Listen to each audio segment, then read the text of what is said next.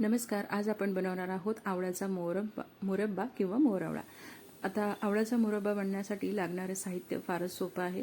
आवळ्याला आपल्याला स्वच्छ धुवून पुसून नंतर त्याचा कीस करून घ्यायचा आहे.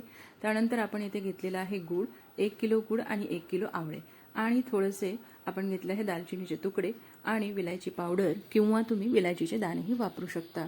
आता हा मुरब्बा चांगला टिकण्यासाठी आपण याच्यामध्ये घालतो आहे 1 ते 2 चम्मच तूप आणि यामध्ये आपण घालणार आहोत दालचिनीचे तुकडे आणि खूप सुंदर असा ॲरोमा किंवा सुगंध आपल्या मोरवळ्याला येतो. त्याचबरोबर याच्यामध्ये आपण घालणार आहोत आपल्या विलायचीचे दाणेही. तुम्ही इथे विलायचीची पावडरही घालू शकता, पण मला दाण्याचं थोडं क्रंची टेक्स्चर आवडतं म्हणून मी ह्याला अख्खे दाणे घातलेले आहे.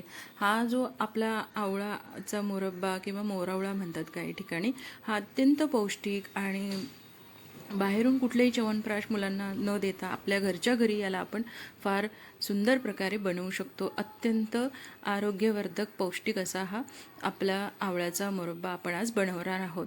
आता याला बुरशी लागू नये म्हणजे महत्त्वाची टीप म्हणजे याच्यावरती बऱ्याचदा काळे डॉट्स असतात, ते आपल्याला पूर्णपणे काढून घ्यायचे असतात.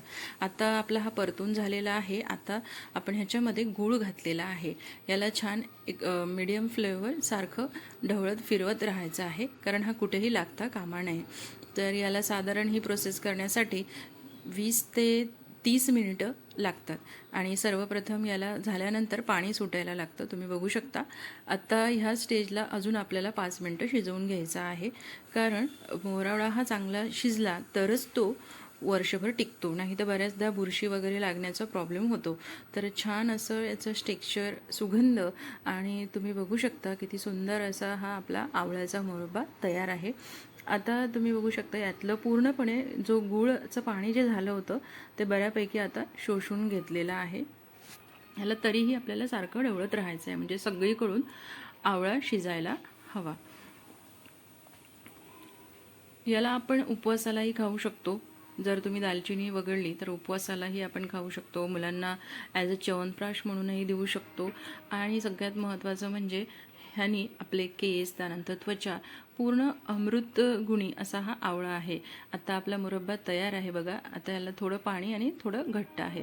आता हे पूर्णपणे मिश्रण थंड होऊ द्यायचं आहे आणि एका कंटेनरमध्ये काचेच्या भरून ठेवायचं आहे. रेसिपी आवडल्यास नक्की चॅनलला लाईक, सबस्क्राईब करा.